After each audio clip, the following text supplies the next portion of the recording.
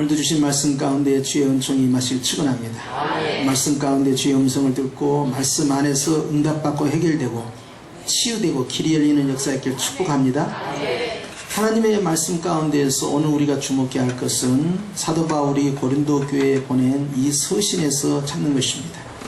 고린도후서 5장 16절 이하의 말씀 가운데 우리가 주목해야 할 것은 그러므로 우리가 이제부터는 아무 사람도 육체대로 알지 아니하겠다라는 선언부터 시작합니다. 사실 이것은 바울의 자기 다짐이에요. 우리는 사람에 대해서 아는 것 같지만 정말 잘 알지 못합니다. 심리학이 발달되어서 이제 학문을 가지고 그 사람의 성격이나 심리나 행동에 대해서 해석을 하고 그것이 왜 시작됐는지 원인을 분석을 하고 여러 가지 이제 검사를 하고 그렇게 해서 사람에 대해서 알려고 하지만 정말 사람은 알기 어려운 존재예요. 이 사람보다 더 알기 어려운 존재가 실은 자기 자신입니다. 내가 내 자신을 다 아는 것 같지만, 내가 내 과거에 대해서 현재에 대해서 아는 것 같지만, 그리고 내가 미래에 대해서 아는 것 같지만 정말 우리는 알지 못합니다.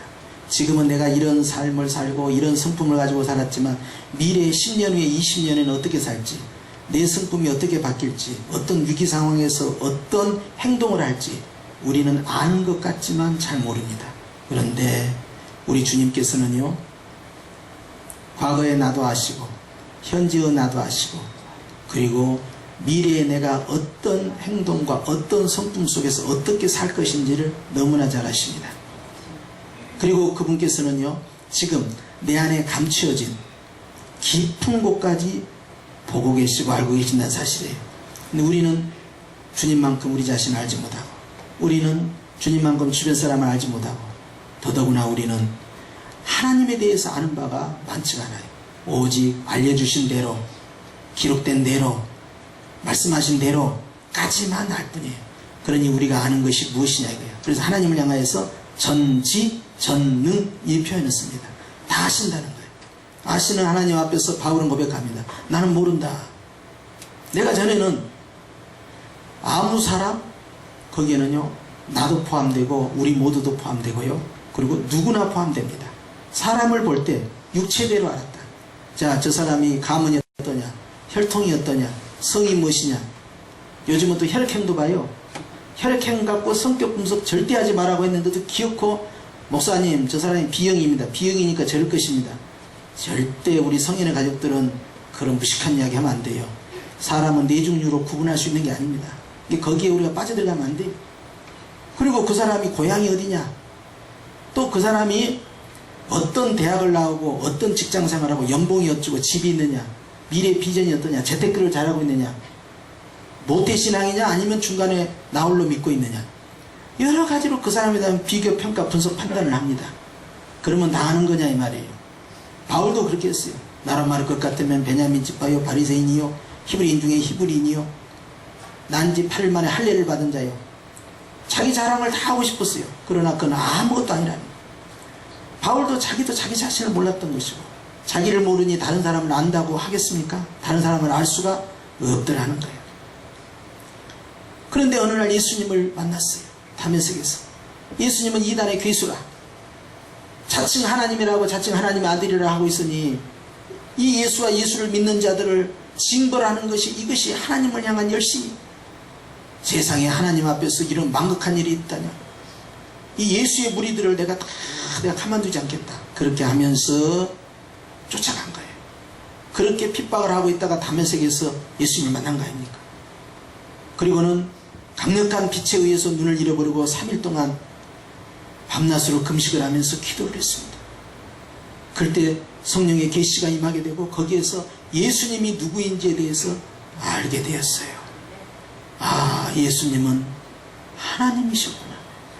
예수님은 천지를 창조하신 하나님이요, 예수님은 나를 구원하는 바로 그 구원자요, 우리 조상 때부터 기다렸던 바로 그 메시아가 이분이었구나 하는 사실 앞에서 그는 회개의 길을 걷게 됩니다.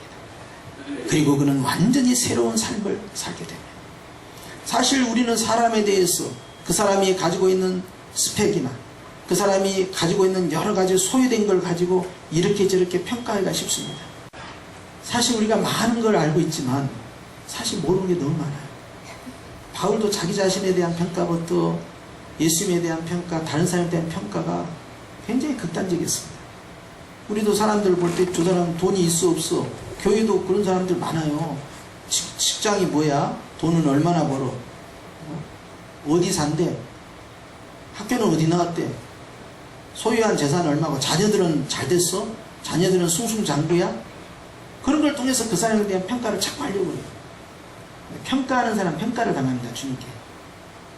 바울 선생님은 평가하지 않겠다.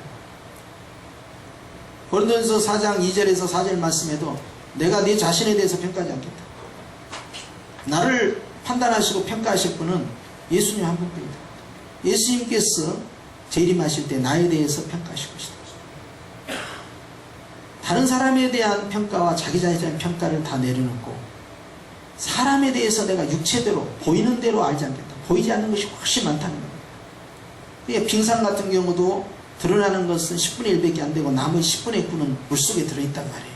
그런 것처럼 나타나지 아니한 것, 드러나지 아니한 것, 우리 안에도요, 우리가 지금 보여주고 있는 것이 다가 아닙니다. 남들에게 보여주지 못하고 있는 부분이 훨씬 많이 있어요. 좋은 점이든 나쁜 점이든. 그런데 바울은 예수님에 대해서도 우리가 전에는 육체도 알고, 아니 갈릴리에서 무슨 선한 것이 날 수 있겠어? 갈릴리에 뭐가 있어? 나사렛에서 뭐가 나올 수 있겠어?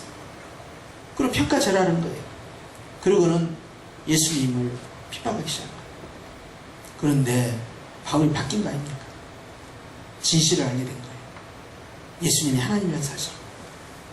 그러니까 이제 바울이 고린도 교회를 향해서, 고린도 교회도 이방인들 아닙니까? 로마서 1장에 고백하기를 복음에는 차별이 없다. 유대인이든 헬라인이든 이방이든 수구디안이든 어느 누구든 차별이 없다는 거예요. 할례를 받았든 안 받았든 아무 관계가 없다는 거예요. 그러면서 사람을 외적으로 보고 평가할 수 없다. 저 사람이 얼마나 우리 가정에 도움이 되고 우리 교회에 도움이 되고 저 사람이 얼마나 우리 사회에 도움이 되는가, 그것만 갖고 평가하자면 거지 나사로는 출교시켜야 됩니다. 왜냐하면 민폐를 끼치는 사람이에요. 몸도 아프지, 구걸만 하고 있지, 씻지도 않고 냄새나지. 아니 그리고는 자존감을 세울 수가 없어요. 가서 그냥 부잣집 잔치집에 가가지고 떨어진 거나 먹겠다고 그러고 있으니, 아니 그러니 어떻게 삽니까?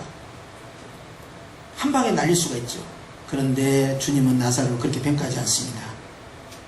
잘 나가던 CEO였고 사업도 잘했던 비즈니스맨이었던 부자는요, 주님께서요, 근데 넌 누구냐 그래요. 이름이 안 나온다니까요, 성경에. 그런데 이 거지 나사로는 이름이 딱 나온다니까. 성이 나시야. 이름이 뭐예요? 사로예요. 나사로에 대해서는 주님께서 평가를 완전히 달리하시고 품에 안아버린다 이 말이에요. 중요한 건 뭐냐면 주님이 나를 어떻게 보느냐가 대단히 중요하다는 거예요. 그래서 바울은 16절 말씀에 내가 육체대로 알지 않겠다. 사람에 대해서 함부로 평가하지 않겠다는 거예요. 그러면서 17절에 이렇게 말씀합니다. 시작. 그런즉 누구든지 그리스도 안에 있으면 새로운 피조물이라. 이전 것은 지나갔으니 보라 새 것이 되었도다. 누구든지 어디 안에 있으면, 자, 그 사람이 스펙이 무엇이냐, 재산을 얼마나 가지고 있느냐, 얼마나 사업에 성공한 사람이냐, 이런 게 중요하지 않다는 거예요. 돈이 있고 없고가 중요하지 않다는 거예요. 11조를 많이 드리냐 적게 드리냐 중요하지 않다는 겁니다. 큰 집에서 사느냐 월세집에 사느냐 중요하지 않다는 겁니다. 주님이 중요하게 하는 것은 네가 그리스도 안에 있느냐, 인 크라이스트예요. 네가 그리스도 안에 있고 그리스도께서 네 안에 있느냐, 이것만을 계속 따져 묻는 겁니다. 그러면은 고린도 교인들도 이방인들인데 네 안에 그리스도가 있느냐, 너는 그리스도 안에 들어있느냐, 그러면 너는 내 형제여 내 자매다. 이런 선언이에요. 지금 다른 차별이 없는 겁니다. 그런데 오늘날 우리가 이 물질주의, 이 만능주의에 빠져가지고 이 스펙주의에 빠져가지고는 그 사람에 대해서 평가를 하기 시작합니다. 이래수다 저래수다 하면서 이 사람이다 저런 사람이다. 그리고 무슨 심리학 좀 했다고 해가지고 이제 저 사람에 대해서 말할 것 같으면 이제 발달 심리학에서 보자면 저건 무엇이고 성격 심리학에서 보자면 저건 무엇이고 하면서 그 사람을 분석하기 시작해요. 하다가 안 되면은 혈액형을 한다니까요. 너 뭔 형이요? 이렇게 나가요. 그래서 그 사람을 뭘 하고 말을 하고 싶은 거야. 그러면 편하거든. 아, 저 사람은 원래 뭐냐? B형이니까 저렇게 나와. 이렇게 나와요. 근데 제가 여러분에게 고백하는데 제가 B형입니다. 그럼 이 자리에 있는 B형이 다 저하고 성격이 같습니까? 천만의 말씀이죠. MBTI를 해가지고 16개, 32개로 유형으로 분류한다고 해서 그러면 전 세계 인구를 32종류로 나눌 수 있습니까? 우리가 이 함정에 빠지면 안 돼요. 주님이 우리를 헤아리지 아니한다는 거예요. 근데 우리는 헤아리고 있어요. 저건 무엇이다 이렇게. 그것이 위험하다는 거예요. 일찍 믿는 사람이 있고 늦게 믿는 사람이 있어요. 먼저 된 자는 나중될 수도 있단 말이에요. 선자는 넘어질 수도 있다 이 말이에요. 그런데 우리는 자꾸 이야기합니다. 권사님들, 우리 교회 권사님들은 아니야. 다른 데서 그런 거다. 근데 보면은 권사님들도 임직순이야. 그래가지고 선배하고 후배하고 있어요. 유계 질서가 딱 잡혀 있어요. 그렇게 군기를 잡으면 야 교회가 체계적이고 조직적이고 서열이 딱 정해서 위아래가 있으니까 그거보다 더 중요한 거 있습니다. 그리스도의 사랑이 있느냐 없느냐예요. 여러분 대단히 중요한 문제입니다. 질서보다 더 중요한 부분은 사랑이에요. 그런데 오늘 주님께서요 아무도 육체대로 평가하지 않겠다 또는 누구든지 평가하지 않겠다 똑같은 말씀이에요. 그 속에는 저와 여러분이 다 포함되는데 누구든지 예수님 안에 있으면 이 사람은 완전히 새로운 사람이라. 그런데 우리는 내 자신을 내가 완전히 새로워졌다고 생각하지 않고 내가 단순히 예수님 믿을 뿐이 나는 새로워지지 않았다고 생각해요. 그러니까 나의 걸림돌은 바로 내 자신이에요. 시작. 나의 걸림돌은 내 자신이다. 이 문제입니다. 아주 지독한 이 컴플렉스로부터 벗어나지 못해요. 이것을요 따라서 합시다. 죄책감. 자기를 철저히 평가절하합니다. 나를 끌어내려버렸기 때문에 나에 대해서 정확하게 보질 않아요. 하나님이 나에 대해서 어떻게 보는지 하나님이 그 사람을 어떻게 보는지 그게 중요한 게 아니고 내가 나를 어떻게 보고 내가 딴 사람을 어떻게 보는지 판단의 기준이 항상 내 자신이에요. 그래서 주님이 슬퍼하시는 거예요. 주님께서는 누구든지 예수님 안에 있느냐 없느냐만을 따지겠다는 거예요. 그 사람이 유대인이면 어떠고 이방인이면 어떠냐, 할례를 받았으면 어떠고 할례를 안 받았으면 어떠냐, 그리스도께서 사역하실 때 그 현장에서 목격자면 어떠고 아니면 전해 들은 자면 어떠냐, 복음의 1세대면 어떠고 복음의 3세대면 어떠냐, 아무 상관이 없다는 거예요. 오직 예수님 안에 있느냐 없느냐만 보겠다는 것입니다. 이전 것은 지나갔다. 그건 뭐예요? 과거를 묻지 말라는 것입니다. 과거에 묶여있지 말라는 것입니다. 과거에 가지고 현재를 평가하지 말고 현재를 가지고 다 안다라고 말하지도 말라는 거예요. 내일은 내가 어떤 행동을 할지 어떤 말을 할지 어떤 길을 갈지 내가 할 게 뭐예요? 나는 모릅니다. 그러나 주님은 다 압니다. 주님은 내 미래까지 다 압니다. 그 주님이 말씀하시는 거예요. 너는 내 아들이다. 오늘 주님께서는요 이전 것은 다 지나갔다. 나는 과거를 너에게 따져 묻지 않겠다. 네가 과거에 어떤 사람이었고 못된 사람이고 내가 이걸 흉을 보지 않겠다. 근데 우리는 자꾸 과거 이야기를 하는 거예요. 저 사람이 전에 소매치기였어요. 저 사람이 전에 나쁜 짓 했어요. 우리는 그것을 되새김질을 합니다. 그리고 새로운 정보인 양 이야기를 해요. 전혀 중요치 않다는 겁니다. 그런 부분이. 주님이 그분을 어떻게 보느냐가 중요하다는 거예요. 자녀들도 마찬가지예요. 아이고 저렇게 공부해가지고 뭐가 되겠어. 잘 될 나무는 무엇부터 한다? 떡잎부터 한대.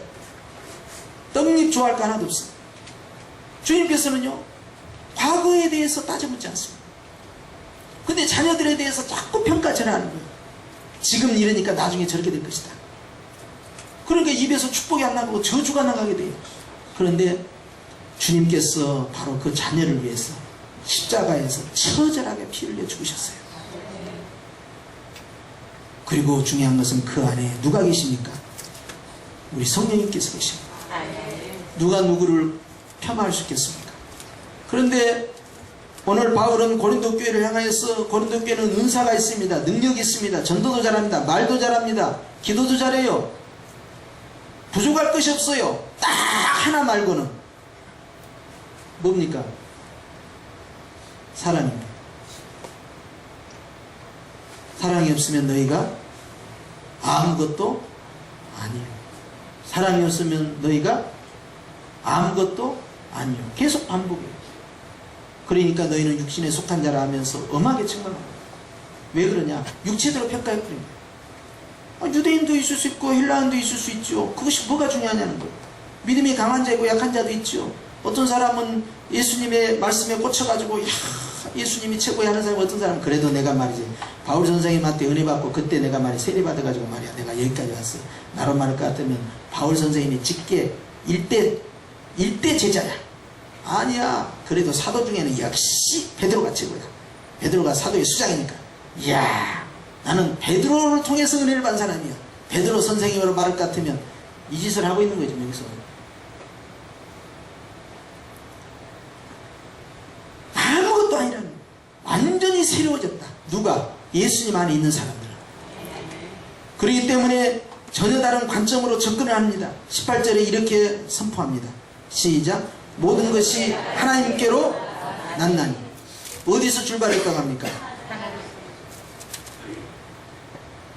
왕들이나 황제들은 말이죠, 자기가 하늘의 아들이라 해서 천자라고 하고요, 굉장히 하늘로부터 왔다는 어떤 의미부여를 해가지고 이제 자기 위치를, 신분을 확대하려는 그런 계획이 있어요. 그런데요, 예수님께서 하나님으로부터 오신 것처럼 예수님 안에 있는 자는 누구로부터 왔다? 하나님으로부터 시작됐다는 거예요. 그러니 우리가 내 자신을 어떻게 봐야 될 것이며 다른 사람을 어떻게 봐야 할 것이냐.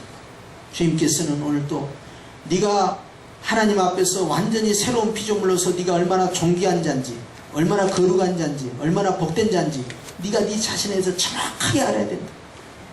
아멘입니까? 아멘. 그렇기 때문에 하나님으로부터 시작한 사람은, 자, 그 다음 시작. 저가 그리스도로 말미암아 우리를 자기와 화목하게 하시고 또 우리에게 화목하게 하는 직책, 화목하게 하는 사명, 화목하게 하는 직분을 주셨다는 사실이에요. 그러면 도대체 이 화목은 누가 수행하느냐 하니까 주님 안에서 완전히 새로워진 사람이 이 일을 수행한다는 거예요. 그럼 우리가 생각하기에 화목이 뭘까?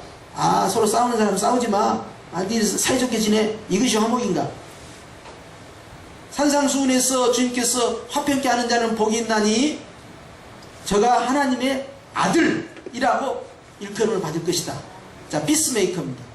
아, 분쟁하는 곳에 싸우지 마. 아, 이것이 바로 우리의 사명 같구나. 아니에요. 본문을 정확히 봐야 합니다. 그 이야기하고 있는 거 아니에요. 분쟁하는 곳에 가서 이야기하라는 게 아니에요. 그 말씀은 그 다음에 19절입니다.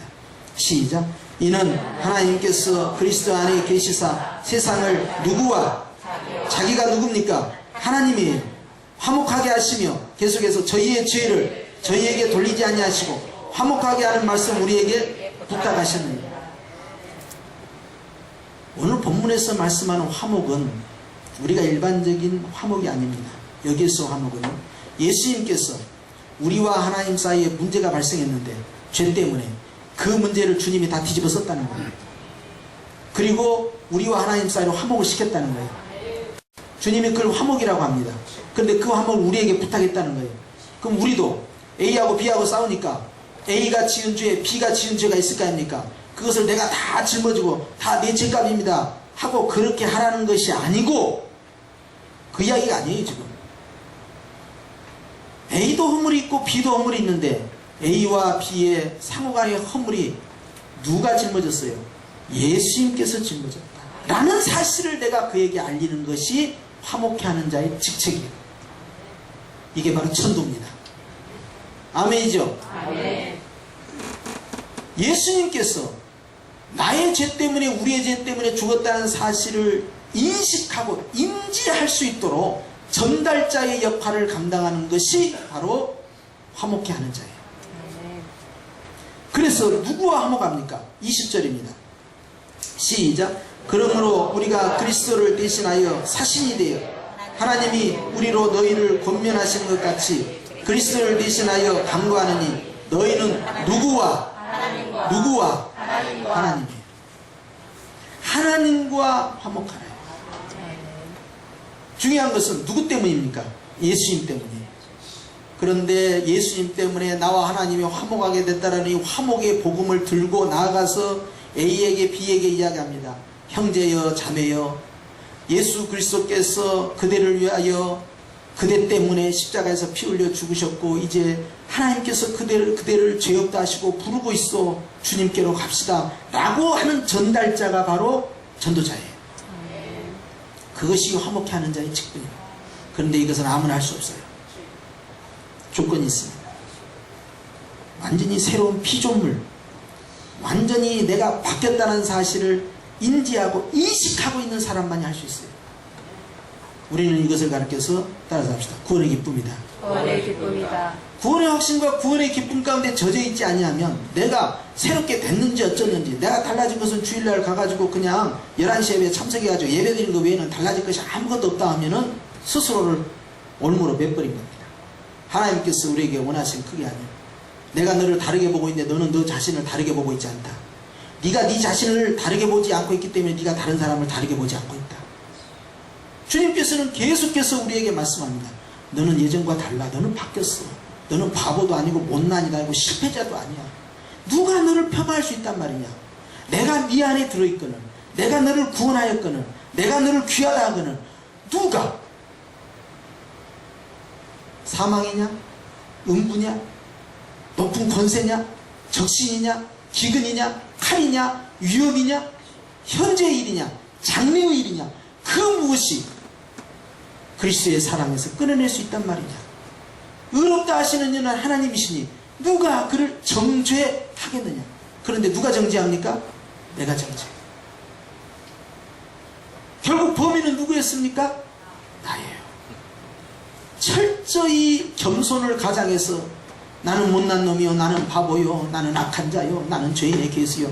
죄인의 개수라고 하려면 사도 반열에는 올라가야 그런 말 쓰는 거지. 아무나 갖다가 써먹으면 안 돼요. 그런데 그렇게 하면서 겸손을 가장해가지고 나 같은 것이 뭘 할 수 있습니까? 주님, 제가 직장이 변변합니까? 건강이 변변합니까? 제가 스펙이 어떻습니까? 제가 뭘 할 수 있습니까? 저는 어떻을까요? 그러니까 천국에 있는 나사로가 막 시험에 들려온 거야. 아니 그러면 나는 민폐만 끼치고 말이야. 가정에 유익대도 안 되고 교회도 그때 내가 헌금 11조 별로 못했다고 그러더라고. 아니 그리고 내가 사회에 나가서 큰 공로를 세우지도 못하고 오히려 사회에서 사회보장 제도 받으면서 그냥 겨우겨우 살았다는 거예요. 그럼 나는 어디에 있어야 되냐 하고 그냥 나사로가 그냥 오면 내가 따져먹겠다고 그렇게 한 걸 내가 가까스로 말렸다니까요. 또 진짜 그랬다고 또 소문내지 마십시오. 이단이라고 하니까요. 여러분, 어떤 일을 하기 때문에, 어떤 역할을 하기 때문에, 어떤 헌신을 하기 때문에 좋은 사람이다, 대단한 사람이다, 이 사람은 정말 다르다, 이런 평가를 할 수가 없다 이 말이에요. 이 사람이 예수님을 믿는다는 이유 하나 때문에, 예수님이 그 안에 있는다는 이유 하나 때문에 이 사람은 좋은 사람이야. 아멘. 무조건 좋은 사람이야. 아멘. 그리고 우리 주님께서 이 사람 품에 안으실 사람이야. 아멘. 누가 누구에 대해서 이야기하냔 말이야. 자꾸 언제까지 나를 깎아내려야 되냐. 내가 깎아내리니까 상처받은 내가요 또 상처만 내고 다녀. 그냥 내 속에 있는 상처를 다 투사시키고 상대방에게 또 그걸 전이시켜가지고 다 또 상처를 주는 거예요. 근데 우리 주님께서는요 다 우리의 상처를 짊어집니다. 십자가에서 우리의 질고를 짊어지셨다는 거예요. 질병과 고통을 다 짊어지고 수치와 모욕을 짊어 외로움과 고독함을 짊어지시고 버림받은 그 비통한 마음 가운데서 주님께서는요 엘리 엘리 나마 사막다니 나의 하나님 나의 하나님 어찌하여 나를 버리셨습니까? 그 외로움을 혼자 견디신 이유는 외로워하는 자들에게 결코 외로움 속에 버려두지 않겠다라는 선언인 거예요. 아멘.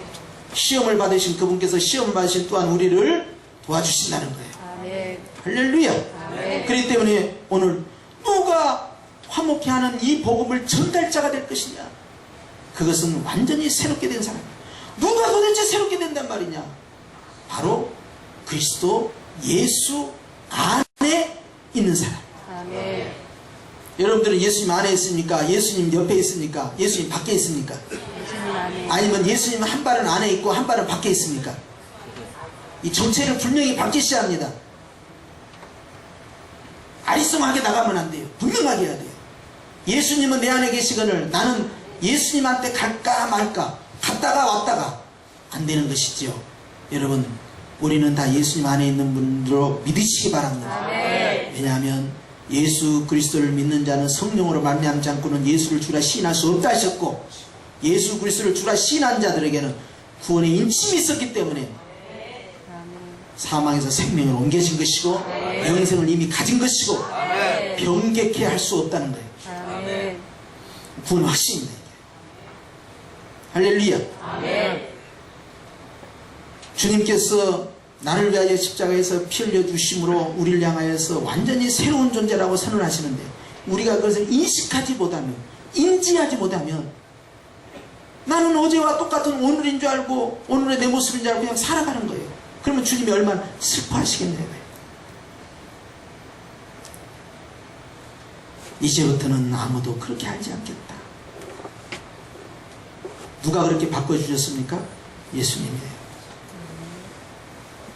이 좋은 화목의 복음을 주님께서 우리에게 계속해서 전하는 직책, 직분, 사명을 주셨다라고 선언합니다. 고린도 교회가 해야 할 것은 다른 것이 아닙니다.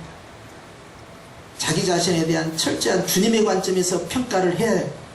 그 평가를 다른 사람에게 적용해야 되고, 그리고 그 복음을 들고 나가서 그들과 함께 화목의, 화평의 복음을 선포하는 거예요. 그걸 성령께서 원하시는 것입니다. 바로 이것이 우리 성현이 가야 할 길이에요. 할렐루야. 그렇기 때문에 여러분 따라서 합시다. 나는 새로운 피조물이다. 나는 예수님 안에 있다. 나는 대단한 사람이다. 나는 의인이라 하신다. 의인은 뭔 뜻이에요? 옳은 사람, 착한 사람, 선한 사람 그 뜻이에요. 나 같은 게? 나 어제도 범죄했는데 나 같은 게? 따라합시다. 예수님을 믿으면 어제의 죄와 오늘의 죄와 내일의 죄를 다 용서하셨다. 여러분 주님이 미리 다 용서하신 거예요. 따라합시다. 회개하니까 용서하신 것 같지만 이미 용서하시고 회개하라 하신다. 믿으시면 아멘. 내가 뭘 해서 된 거 아니에요. 나의 나 된 것은 다 하나님의 은혜예요. 알기는 무지하게 잘. 나에 대한 평가를 제대로 해야 돼요. 나는 귀한 존재입니까? 그렇지 않는 존재입니까? 나는 보석부처, 보석, 귀하고 귀한 존재예요. 할렐루야. 그렇기 때문에 여러분 나를 소중히 여기십시오. 내 마음을 소중히 여기시고 내 감정을 소중히 여기시고 그리고 다른 사람도 소중히 여길 이유는 그 안에 누가 계시니까? 예수님 계시다. 그게 교회입니다. 그 교회가 바로 복음의 전달자가 됩니다. 우리는 그 길을 가고 있는 거예요. 단지 예수님이 내 안에 있다는 그 이유 하나 때문에. 할렐루야. 기도드립니다.